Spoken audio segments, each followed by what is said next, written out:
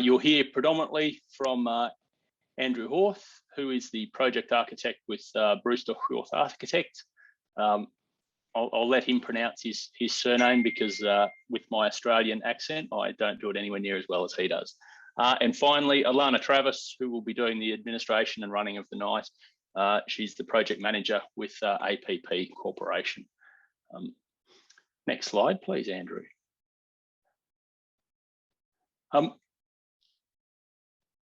Just some key points for tonight as we get going. Audio and video for all the participants will be reduced, and I'll turn my video off as well once Andrew starts talking, so that we can make sure the bandwidth functions right and we don't overtake everybody's bandwidth as we go. Also, so we don't get feedback from people's presentations. Feel free throughout the presentation to comment via the chat function. That way, Alana and Junga, who works for APP as well, will be able to group up all the comments and questions that you may have so that it can be posted to Andrew and I at the end of the night once we've finished the presentations. All comments and questions will also be saved just so we have them for future reference for for continuing on through the project. Next slide, please. So I thought before I got Andrew to start, I'd just give a little bit of background on where the project is and what we've come to do. So we set a couple of project objectives for the architects in order to achieve what we're after them. So we've tasked them to look at highlighting and reusing the Craigo Mill to make it the centre of attention for the precinct, as we believe it's an important cultural and historical artefact for the Yass Valley, and it should be highlighted as much as possible. We've asked them to look at including as many flexible and multi-purpose community spaces as possible, so that we can make sure that we have the ability to adapt and evolve as the community evolves, but also we have as much community space available as we can. One of the key elements of the project is the modern and larger community library, so that the library can meet the needs of the modern community and also the growing community that we're part of. Flexible and modern workspaces. Obviously, for any of those who have been to visit the council building at the moment, you'll understand that the workspaces in there that we have are not flexible and they're not modern. And so we've asked the architects to provide us with a workspace that will support us in the growth of the council, but also in providing a modern workspace that encourages collaboration between the different branches of council, so that we can have a far more efficient and effective organisation. Part of this project into the future that we haven't started yet because we don't have the building fabric to do it, but it's also we'll have a change consultant come in and look at how we can improve our work performance based on the new building that we're getting. The requirement to be architecturally sympathetic with the main street, i.e. to bookend the main street, so act as the top building in the main street, followed all the way down to the Riverbank Parkland and the courthouse at the other end of the main street. A key thing that I've asked for, because it's a big thing that I'm after, is energy efficiency and increased use of renewable energy. So we're looking at how to improve the energy efficiency of the whole building, and also include solar energy generation within the precinct as well, and also water efficiency both within the buildings and within the landscaping, including using water sensitive urban design and a whole range of other elements to improve water efficiency within the precinct. Next slide.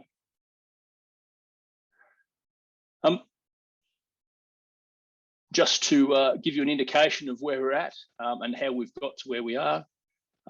So as far back as 1997, from what I'm tracking, it may be earlier, but they're the earliest records that I've been able to find so far. We've looked at expanding the council offices and consolidating the land at 209 Coomera Street, which has become the council office and the council area as we currently know it.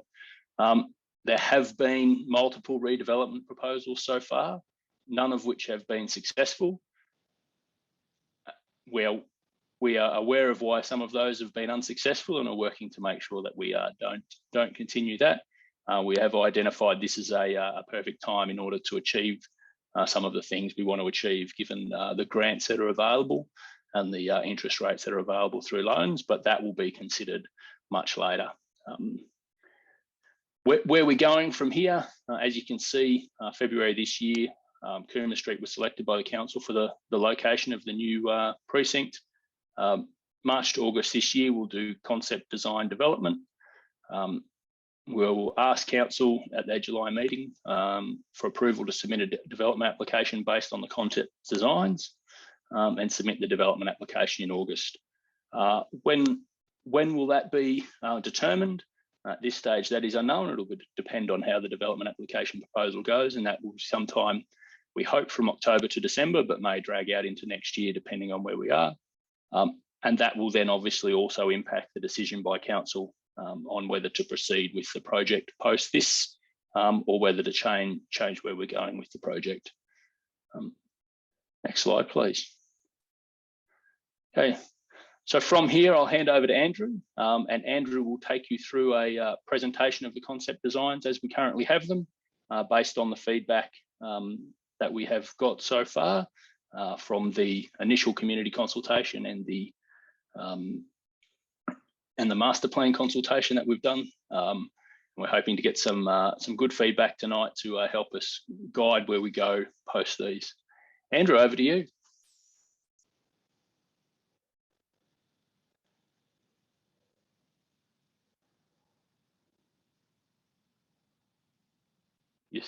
You're still on silent, Andrew. Yeah, sorry. That was a bit silly of me. Can you hear me now? Yes, thank you. Excellent. Thank you. I'll start again. Good evening, everybody. My name's Andrew Yorth from Brewster Yorth Architects. We're engaged by council earlier this year and have been working with them over the most of this year in developing a brief and master plan and concept designs for the new Craigo Mill precinct. Our company specialises in the design of civic buildings, including administration centres, libraries, community facilities and educational buildings. So we have a great wealth of experience in that area, and we have been using that experience to help to help council in making decisions and working with them to come up with where we got to at this point of time. So what I'll do is I'm just going to start off looking at the overall site plan for a moment. This is just more as an orientation, just so that you can see the pieces of the, if you like, the jigsaw puzzle and what we have to be managing. So this drawing is what we call a site plan. That's a large snapshot drawing of the overall site. So you can see running down here diagonally across the page is Coomber Street, the main street of Yass. This roundabout more or less forms the gateway or the entrance to Main Street on this side of town, and the bridge over the river is obviously coming into town from the northern side. The site is bounded by Coomber Street, Paulding Street and Adele Street to the bottom here, but also has a section which runs back out to Crago Street through here, which is currently used as a right-of-way for Audi to get access to their parking spots, and also obviously non-street frontages where there is a boundary with the Adele Street properties, and there's a boundary with the Audi site to the north of the site. After analysing a dozen odd master plans and reviewing those with council and the council laws, this particular master plan was selected, and we have been developing that over the last few months. So in this master plan, it's really based around giving an address to Coomber Street for a public space. So looking at creating this triangular public space, which allows at the apex of that space, the Crago Mill to be the heroic element in the that sort of ties the whole precinct together. So the public space would have a building on either side, with the third side being the street. The benefits of that being that as people move up and down the street, whether in vehicle or pedestrian, the activation and the activity of this public space and the views through to the Craigo Mill, are actually really, there's a vice versa thing. Both are activating one another, and it becomes an important part of the overall streetscape in the community. One of the other drivers with that, so obviously we've got the streetscape as being one driver. We also have the Crago Mill and its orientation with the spur line railway that came into the Crago Mill and terminated somewhere around here, which gives a driving line coming through the other way as an axis. We've utilised those two axes to create that triangular public space. So the public space, and we're still working on this, and you'll see some snapshots of what that is starting to look like. We're working very closely with our landscape architects on that, but we want to try to create a flexible space which can be used for a range of activities, and also just become a sunny but yet shaded space. There's more trees and other things to be that we're developing up to go into this concept at the moment, which people can congregate, mix, meet people, and be drawn into the town centre. As I was saying, the buildings around that on the southern side of the public plaza, we have the council administration centre, which you'll see this shaped building here. The library sitting next to that, and we've done a lot of work with analysing different places where the library could go, and we really wanted to use the library and the Crago Mill as this working together, so that they're offsetting one another. The activities of the Crago Mill are actually influencing the library and vice versa, and I'll talk a little bit more about that later. And then on the far side, this is the Crago Mill here. On the far side of that, a commercial building, which would be made up of potentially commercial tenancies and a co-working facility. As a part of pulling all of this together, you obviously want to get the links to the urban environment and links to this as a precinct. We didn't see this as an isolated precinct. We see it very much as a permeable precinct, which should be linked not just to Kumar Street and the main street, but also to the other surrounding elements.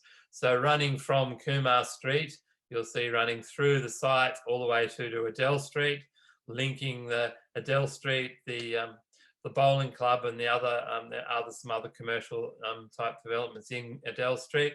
They'll be linked by this walkway that will run through the site to Main Street.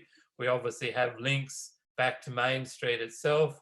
We also have a link from Crago Mill, Crago Street through to Crago Mill, through this way into the site, and also linkages between the Aldi site and the town precinct as well. So it was all very important. How did we actually link all of these buildings together, not turn our backs on any part of the community, but become a very integrated precinct. One of the things we've also been, and I'll just note it here, it's sort of some of the more straightforward stuff to go through. The car parking here. So we have come up with a strategy of placing a majority of the car parking on site. So this on-site parking south of the admin building and the library, which is linked by this pedestrian path, will cater for around 70 off-street car parking spaces where people can park and then move into the town precinct as well. Additionally to that, we're looking how we can, there's already usage primarily of the parking spaces in front of, so the existing council building sits around here. The parking from sort of this edge of Aldi through to the front of council is predominantly used for people using the council facilities, and it would be intended that would happen in the future. And there's potential to increase some of the 45-degree and have some additional street parking in Kumar Street, where it currently can't occur because there is garage entry and exit driveways, and in Paulding Street for similar reasons. I think it sort of works as informally at that at the moment, but to formalise that element running through there. So what I'd like to do is just take you through a little bit of a fly through just from what the precinct may look like, and just give you a feeling of how that fits into the streetscape. So Kumar Street, we have the triangular public space in the middle, the mill building, the library, the civic administration centre with the car parking sitting behind that, wrapping around through to Kumar Street again. You can see the civic administration centre. You can certainly see the triangular form of the public space here coming down to the ground level. So this would be like, once you get to the ground, you've arrived from down the footpath from the northern part of town, and you can walk into the public space. You can see here the curved wall here is a council chamber, public front to council. There's a terrace line along here that forms a connection between the council building and the library here, and then the Craigo Mill beyond. Coming along that, you'll see there's a link back up to Adele Street and the car parking, and looking back from the library entrance back to the entrance to the council building.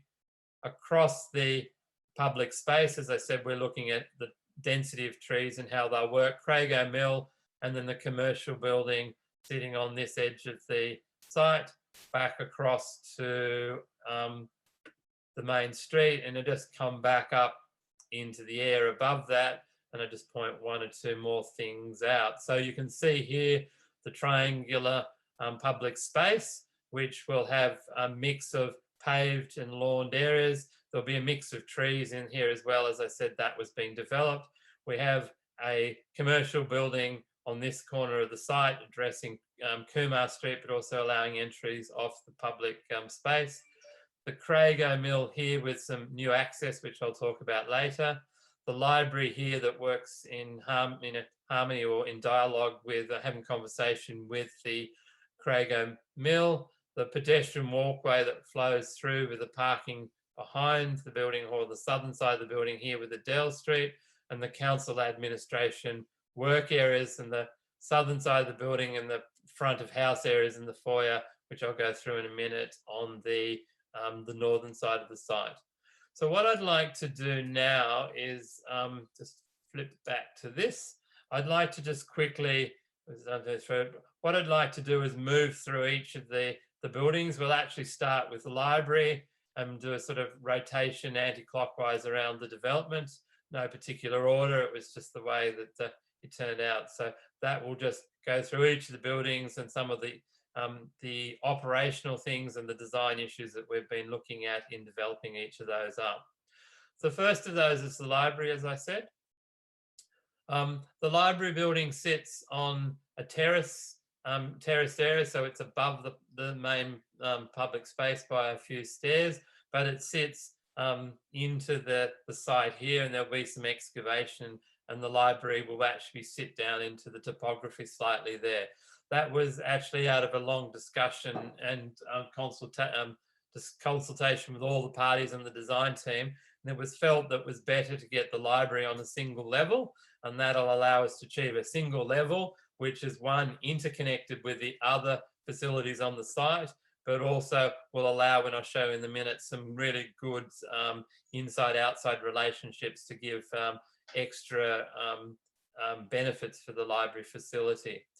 The library itself, modern libraries in the 21st centuries are seen not just as repositories for books, that they're seen very much as places that are community centres in there, and they're lively, they're active, they're the third room, if you like, a community lounge room for many people in the community. So they cater from the youngest members of our community right through to the most senior of our community. And we're coming up with a solution with the library that allows all of those different users to feel engaged, feel comfortable, and want to come and use the library. Your current library is a great facility. However, it doesn't include the room to have seating areas and study areas and the types of areas that modern libraries should have. And therefore, people don't tend to stick around. There's not a lot of space for people to stick around. This library encourages people to stay, not just to pick up a book. It has sticky spaces where people can sit and study. They could read, they could act, and they could have a chat with a neighbour or somebody else in the community. They can undertake activities run by the library. And a part of that whole thing is that I'll talk about in a minute is how we engage with the site and how we actually make this a very activated building. So what we have in plan in broad terms is the purple represents the lending collection that wraps around the central courtyard. And then we have specific areas, including a study centre, a youth facility, an eye training room, a program room where lots of different programs could to be developed and used, a maker space where the activities aren't just about reading, they're about making things as well. So there might be some sort of program in here that influences some maker activity in the maker room, which could be used from anybody in the community at any ages, and they're very successful in modern libraries.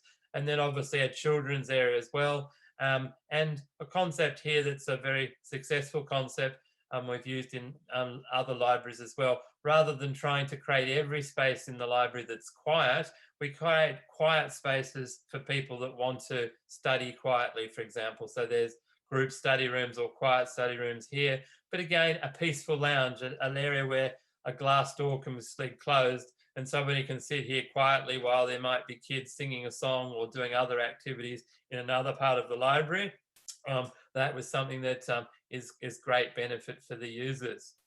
As I was saying, one of the opportunities we wanted to do here in this library was actually work out how to come up with a solution that also activated beyond the library's edges, if you like, included spaces inside and outside. This started off with the notion of having the courtyard in the centre of the library. So areas like the children's area could open up directly into the courtyard in a secure zone where activities can be inside and outside. But we then started to see some really exciting opportunities on this site to take it beyond that. So at the entry and the reading area, the informal reading area at the entry, we're looking at having some connections to what we're calling the reading balcony. This reading balcony is actually set at the same height as the Craigo Mill platform, which I'll talk about later on, which will become activated with by the cafe that's potentially looking at, like, it could go in that space. So readers could come out and sit on this balcony, looking across the heritage through here. We were talking about you potentially could have an app on your phone and you could order a coffee, and the coffee could be delivered to you sitting on the reading balcony across the other side. These things are very possible and are happening in many civic and library type spaces around the world. We also then started to look at what other opportunities there would be. So the program space here and the reading area here could open up onto a smaller balcony to allow programs to spill out between sessions potentially, or just to allow people to step out on a balcony and have a conversation, meet. It's that whole thing about community exchanges that is as important as a library as the books and the storage of the books. And then the peaceful lounge in the corner, we're looking at creating what we've called the secret garden at this end. So it's something you probably don't see when you come to the entry, but if you move across around to that corner through to the peaceful lounge, there's a lovely little sunny spot potentially here where you could go outside on a lovely day where there's a breeze and the sun's coming through a tree that may be planted in here, and read a book or just relax and talk to somebody that you haven't seen for a while, but you've met them in the library. Or you may decide that this is a perfect place to come on a Wednesday morning to meet a friend, so you can go and have a discussion and sit in the secret garden, have a chat about some books you've been reading, and then go across to the cafe afterwards and have lunch or something like that. It's seeing how do we actually create this as a vibrant, active place for the community. So in terms of some of the other things, just broadly in looking, we've started working, we work from the outside in this became the case, but we're also working from the inside out in the planning terms.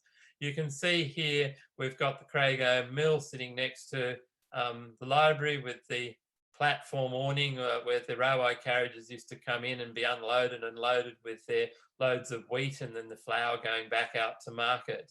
And from that, we've actually started to sculpt this building around a courtyard, which you can see here, picking up the the form of the Craigo Mill roof, creating a similar pitched roof of a similar pitched notion, very similar in some ways to where there's a building already on the site in this location. So sort of carrying on the memory of the use of the site, we create these series of pitched roofs, which will then be expressed internally as there's higher dramatic rake ceiling spaces that form three, the program room in this corner, a reading area come entry space here, and the study centre and reading areas running through here. So they create some of the character and form of the buildings. And you can see that in this view here of the entry of the library. You can see the entry sitting here. We've created the pitched roof as an architectural expression that is lead onto the new massing of the new buildings. Other things to point out with that architectural expression is we've picked up the notion, like this colonnade, timber colonnade here at the edge of it's very utilitarian, but it's a distinctive style here. We've picked this up and are creating these lower roofs that become awnings around the edge to create protection and shade to the building fabric itself and sense of entry. And that colonnade wraps around the outside with an awning over the top of that. So there's a language you will see that comes into all of the buildings expressing that. And then the third element here is this wavy curved wall, which we envisage to have some gentle curves in it with some scalloped windows that come out of that. And we make that in a textured profiled metal, which actually has a rippling form in it. This is sort of an graphic imagery of it's like a water and the meeting of the waters, which is obviously something that we've picked up from the name of the town of Yass and its original origins from the First Nations people. And we're utilising those concepts and those pieces of architectural language, as you'll see as we go through the buildings, to link the buildings together to create a community of buildings that then reinforces a precinct rather than having wildly different buildings throughout the precinct. You can see just the other points in here. You can see the connecting walkway coming down through, and there'll be a terrace that links back to the council building there, and how the two buildings here, you can see the reading balcony here with some urban furniture on it, where people can come out and read or meet people and engage in conversation. And it sits across the platform from the railway platform, where people will be having a coffee, having lunch and the like. And I'll talk a little bit more about that as we go through. The next building I wanted to go quickly explain is the Civic Administration Building. And the Civic Administration Building has, I suppose, two major components to it.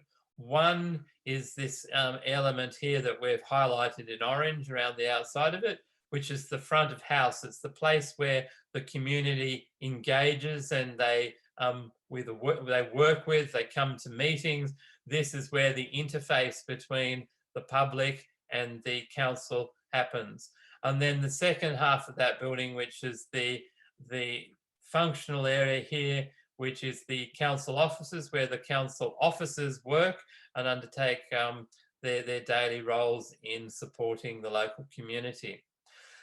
We see this building as having two entries. One off, this is Kumar Street side here, which will link through an entry here to the building. And then there would be equally as important primary entrance coming off the western side, because people coming across the Civic Square here, coming from the Audi car park or Crago Street from this direction, or the library, or coming from the car park down through this way, will come into the building as customers or as people coming to meetings or coming to a council event. So just to describe some of those things and how they may occur, obviously on a daily basis during the day, somebody may arrive through the airlock here, and we're trying to look at having a much more friendly, not behind the desk type of customer service. So one of the council service people would be a concierge person that could deal with quick interactions where they were fast, but also as acting as an orientation person, a person to meet and greet, to make you feel welcome, to make sure you're going the right direction and you're not lost. This person may direct you into the service area in here where you might be completing a more formal task. It may be an application or paying your rates. Potentially, not many people, I suppose, pay their rates in person these days, but it may be undertaking those sort of interactions. It may be meeting a duty planner. So you might be coming in, you're doing an extension to your house, and you want to find out how to go about all the rules and regs. So the concierge would call the duty planner that would be sitting in this back of house area. They come out and there's a small seated area with a computer here where they go through the process and how you get from A to B on navigating your own development. You might be coming into a meeting with somebody in council. The concierge may ask you to sit in one of these waiting seats running through here, and they will contact the person that's in the office area here, which will come out either through here or through the consultation rooms. The concierge will notify them which of the two consultation rooms they'd like them to use. They come out, meet and greet, and then bring you back into this interface area, the consultation rooms, to have that transaction, to meet the council, to go through what your issue is or to solve your problem, to move ahead. So this is an area where we interface with the council officers.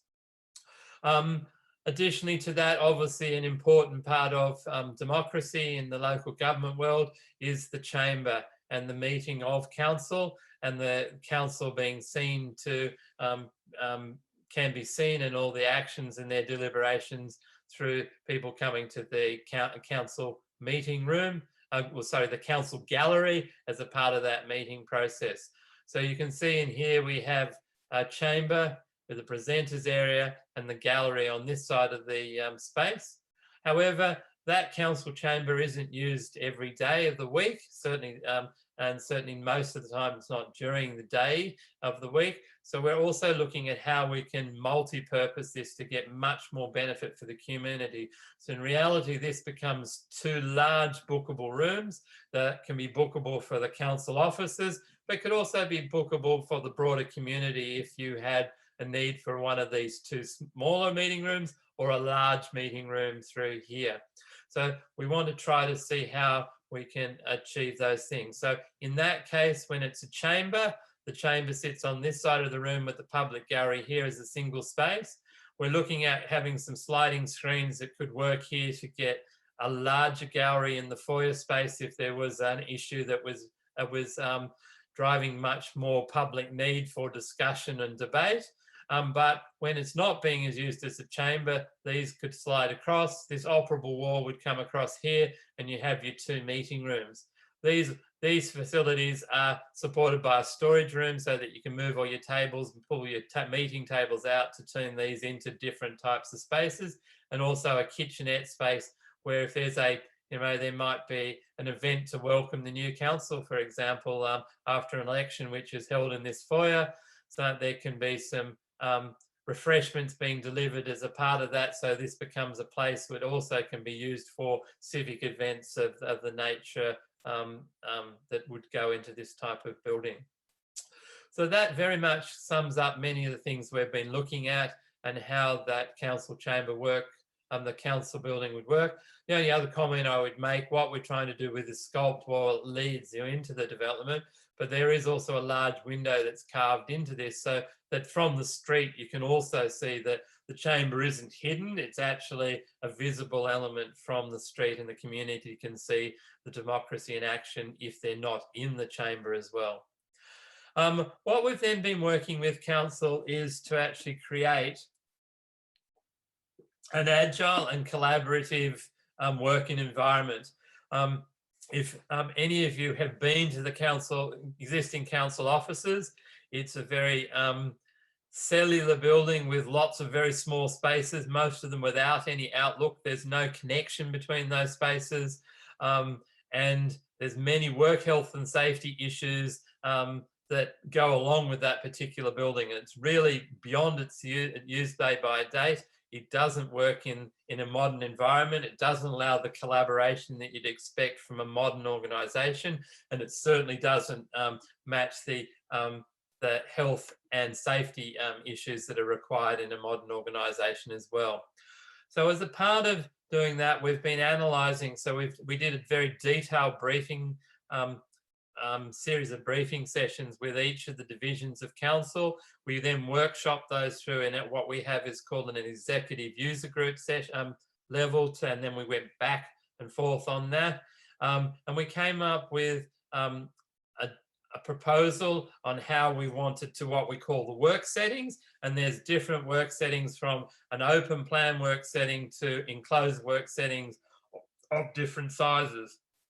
The really important part of this was to create the spaces that create collaboration, but also flexibility into the future and allow for growth into the future as well.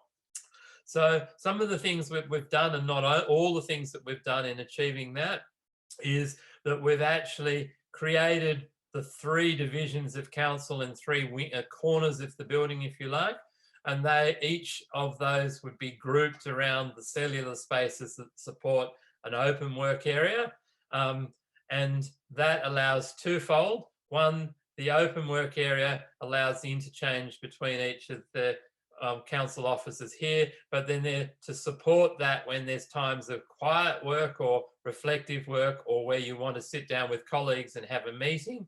With each division, there's a series of quiet rooms or meeting rooms, and there's also a team breakout room. So if we have 2 people sitting here who want to have a discussion for half an hour, rather than sitting in this open environment, they move into this quiet room in here, and they might walk through the particular workshop, particular things that they're working on at the time, and then come back when to this work setting when they're finished that. Or we might have 6 people from one of the teams within planning environment, maybe it's the environment team. They'll come over and be having their weekly session on issues that they're working with in the community in the breakout room. We then have a series of offices and a director's office that supports that group of things, and then we have spaces, and then we have some divisional support spaces. So we get the open plan with its direct support, and then linking through the middle of the spaces is common support spaces like print rooms and comms rooms and record spaces, pub amenities, etc. At the centre of all of that, we've got what's called the hub, or the social space, which is not just a social space. Any office environment needs somewhere where people can have a coffee, they could have their lunch. What we're trying to do here is to work this space like we're working the chamber hard, and this space becomes a hub. It's where in the centre of the whole of the space, with the 4th one I didn't talk about it being the executive here, it's in the centre of the development. It's a place where you can come to have a coffee, where you can meet somebody from planning, can meet somebody from corporate services, and they can have a chat about common issues and problems, and then take those away to one of the quiet rooms or one of the project rooms to work on those where needed. It allows those social interactions that actually help the collaboration of a modern working environment. But it also has a series of spaces in here that can be used as informal work areas. And we've seen this in our exemplars that we've been looking at other councils, where somebody over here might just need to get away from their desk, and they come and sit in this zone, have a coffee and work on a report on their laptop. Or we've created this little adjoining courtyard that works with the hub. They might come out and sit with the breeze on their face so that they can refresh them and refocus them on a report they're having difficulty preparing, and it needs to quickly get done. But it also can have the social activities, the gatherings together as the community to create the council office, a community that's so beneficial for making a modern workspace. So just looking at some images of that, looking from Kumar Street, the entrance to the council building here, the raked pitched foyer building that runs through and talks to the library building beyond, with the council chamber and customer service to one side, using the pitched roofed element that we've talked about from the Craigo Mill as a part of making the buildings form and the massing of the buildings, and the colonnade that wraps around the edge. Some cases it's quite shallow, other cases it's deeper, depending on what's orientation and where it is. And then also off the terrace, the other entry coming off the main walkway is on the site. You can see here the main entrance to council with the customer service next to that, and you'd have the council chamber beyond. You can see here the colonnade running through that gives some sort of separation. It gives shade to the wall for environmental purposes, but also gives some separation between office and public domain, which is then enhanced with some landscaping. This is not necessarily lawn, it's just indicatively showing that there's some green landscaping happening through that space. You can see, looking from the public domain, you get the reading of those front of house spaces with our curved sinuous wall with our cutouts in them. You can see the chamber looking through from the public domain. You get the pitched roof of the public lobby spaces running through in the entry. They were looking at how we can express that as an arbor or as a frame coming out. And you can see the workspaces beyond that of the council offices. Turning around to the other part of the side of the building, you can see the little courtyard that becomes an interactive zone for social events, but places where this urban furniture can be used, where people can sit down and work in a very different setting. So it's giving, like a library doesn't just have one workbench where somebody, it caters for one style of learning. The workspace has different types of workspaces that cater for different styles and different ways of working over a working day. The co-working commercial component. We've been working and had quite a few iterations of this part of the brief over the development of the master plan. Where we've settled at the moment, council has decided that this should be a very flexible commercial building that could be used for different tenancies, and I'll show you how that could work. As co-working, it's also there as a future extension component for the office, the space for council. They could extend into this in the future if needed. There is already extension, there's already capacity to fill in the spaces within the council building, but this would allow further beyond that. Council has decided, I should note at this point, not to include any apartments facilities for any contractors or the like. That would be handled as in a different manner. So on level 1 of this building here, you can see that there's a larger tenancy that faces the Kumar Street here, which could be a single large tenancy. The one we're showing here indicatively is something like a service centre, which could have people coming off the street being served here with interactive counters and waiting areas, with them backup offices and consultation rooms. But it could equally be different types of tenancies, and I'll show you how that could be broken up later. A second entry off the public space here to the side of the building with an entry foyer that comes in. There would be a service core, if you like, with toilets, a lift and a stair linking the 2 levels of the building through here, with a smaller tenancy at the back. And the idea is that that could be a single tenancy, or it could be a linked tenancy with upstairs. So in this particular option we've shown here, we've shown this becomes a reception for the co-working. There is a project room and a bookable meeting room, some touchdown spaces here. People would flow up either through the stairs up here or the lift here, arriving at the upper level of the co-working. And the co-working would then have a series of spaces. So around the edge of the space here, it has a range of bookable enclosed spaces, one here with 2 workstations and some smaller meeting collaborative workspace, a larger one here with a communal work table or meeting space and workspaces, and these would all be bookable and be able to be used by various people in the community.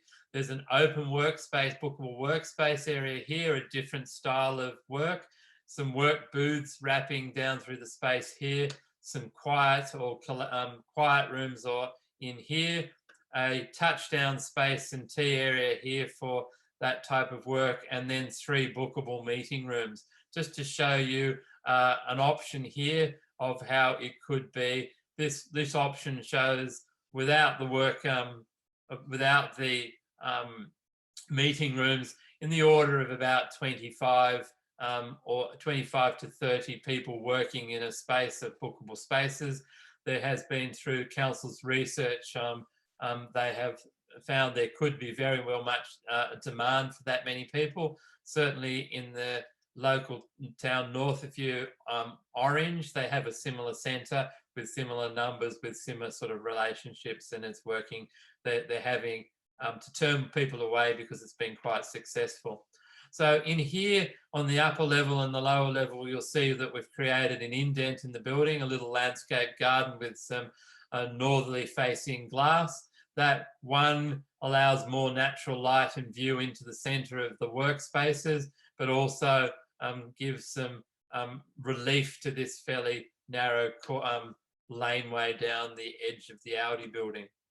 The other important thing we've integrated into the commercial building on the ground floor, this pink area, is some public amenities or toilets that would service the public zone space of the Craigo Mill precinct, as well as the cafe in the centre here. So that's an important functional and utility that is going to service the whole development. And you can see here, just to show you the flexibility discussions we've been having. So you can see on this floor, the ground floor, it could be one large tenancy at the front. It could be two tenancies at the front with a single tenancy at the back. On the upper floor, it could be one large tenancy, or it could be broken up into 2 or 3 tenancies. We're trying to keep the flexibility and the ability for future growth and evolution to this building as clear as possible. These are just some images of what that could look like. We're still working on that particular building, and it's early days in the piece, but we're trying to get some of the things. So the curved element here helps wrap around and feature the Crago Mill, but also uses some of the expression with the curved element that we're using elsewhere in the designs. And then the final part of the project we'd like to just quickly go through is the Crago Mill.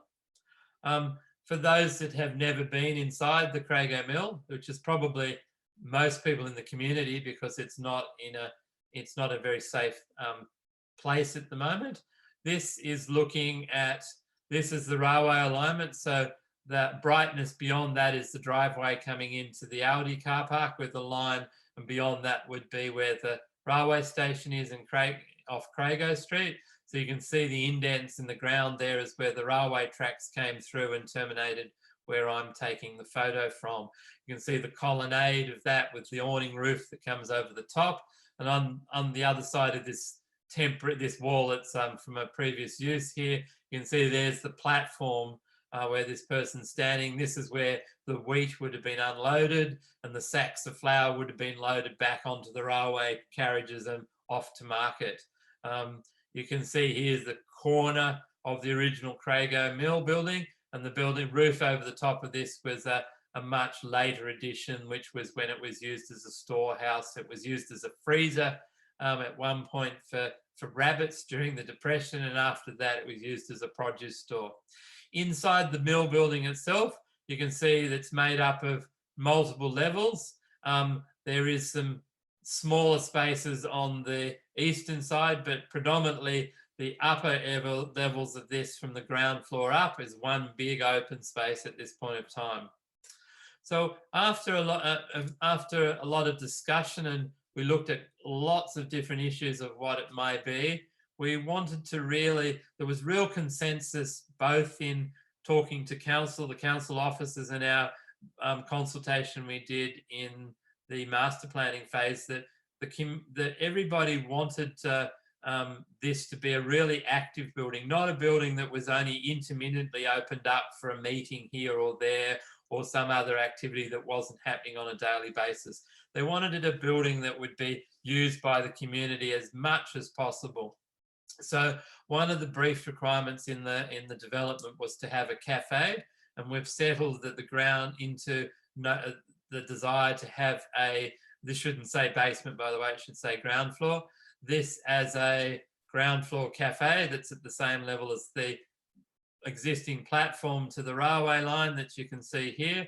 It'd have an indoor space here with a servery. It would have an outdoor seating space under the awning here. And we're looking at extending out to the east in that platform with some seats and potentially some other lower platforms to connect that as a sunniest point, but also a place where people can sit and observe the activities happening in the public space, but also be seen in the public space. It also helps to activate it. But people coming in using the inside of this building and the platform, it actually starts to, there's lots of use on an everyday basis, which allows it to become a really active and exciting part of the community. This, as I was saying before, sits directly opposite the library lounge here, and there's really quite an easy ability to actually serve light refreshments across to there, and people from the library could also come back across to this. So you can make your trip to the library a multi-experience, and most libraries users do that, and we've been doing some surveys as a part of our traffic analysis, and well over a majority of people coming to the library come to town for multiple events, whether it's doing their shopping, meeting somebody else to have a coffee, or meeting them. So this actually starts to tie all of those things together. We've in starting to clean up the inside of the building so we can get into the building. It was much needed some cleanup. We've actually found that there is this lovely basement in the building, which it has sort of a ladder access at the moment. So the upper levels in the basement have no access at the moment that you could use for a public type facility. So what we're looking, as you can see here, a stair and a lift that links both down to the basement and also to the upper levels. The reason why we're putting them on the outside of the building here is that when you start to look at the size of those and the size of the inside, if you started putting access in the inside of the building, we wouldn't be left with spaces to do the exciting things that we want to and need to do with that particular building. It's also ironically, and it's not ironic, it's more that we're planning it that way as well. This was the side of the mill where there was a chimney. So the sort of the lift core sort of is in a place where there was always a vertical shaft, and where this stairwell was the utilitarian area where there were elements that rose up through the building, also where the boiler was that drove a lot of the machinery. So this was a support space to the internal functions of the building, and we're looking at evolving the building and into a new use that's carrying on that sort of a relationship. This basement, sort of beautiful brickwork coming down, uncovering the floor. I think there may be either an old concrete floor or a brick floor in there. We want to clean this up and create a very flexible space that could be used for exhibition. It could be used as temporary exhibitions. We had talked about some permanent exhibitions, but we also been talking about a heritage trail that goes through the precinct as well. And we're thinking it may be more exciting to actually not have it indoors, but have an outdoor experience. So we see this probably more dynamic as a temporary space. It could be a space for some small performance or small music events, or it could be a function room that could be used at times from the cafe space above. Above that, so above the cafe level, we have two more levels 2 and 3. We're just getting some survey work done on the upper levels, because we can't actually even get to those at the moment to confirm some of these things. But there's an existing room in here, and if we expend a floating floor across that, we can link to our service core, and we could have an upper and first floor of exhibition. This white area is a void. So in the cafe, importantly, you get to view up through that void, through the void on the next level. Not only can you see the dynamic structure of the existing building above you, you'll be able to see the activities above. So there is a really strong link between the exhibition, and you can imagine curatorially, there's a really exciting piece of exhibition here that people from the cafe can see and say, wow, I really need to go and have a look at that exhibition. It looks fantastic.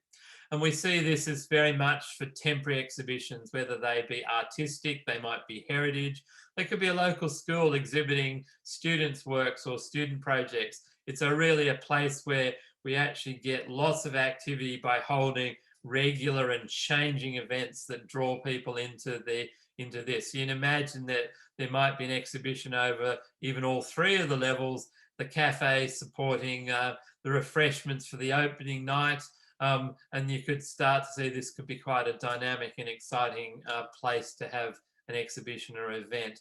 And then on the top floor, we see wrapping that around, so there's an existing element singing some other floor in here just below the ceiling rafters to link that up as a 3rd level of that. And you can see here some images from the outside, from the public space here, from the lawn, the paved ways running through. You can see this platform, which could be used for people dining or sitting, looking over the public space. The covered space here for seating undercover, the Craigo Mill, and people coming in and out of that. So you can imagine looking from this direction, here's the railway line coming through, looking at how we can improve that driveway to emphasize the heritage railway and make it a more pleasant space. These probably should be on this side along the walkway rather than the middle of the driveway, something we have to fix up. Here, the platform of the Crago Mill with the dining, opening up some of these windows on this western side, so when you're walking down through here coming from Aldi past through to the library, you see people, you might notice somebody there having a coffee that you haven't caught up and say, "Guy, can I drop in and have a coffee with you?" The glass and steel stairway that links those up to, not hide, but you see the heritage through those. You can see the library and how there's a conversation happening between this facility and the Crago Mill and that point there.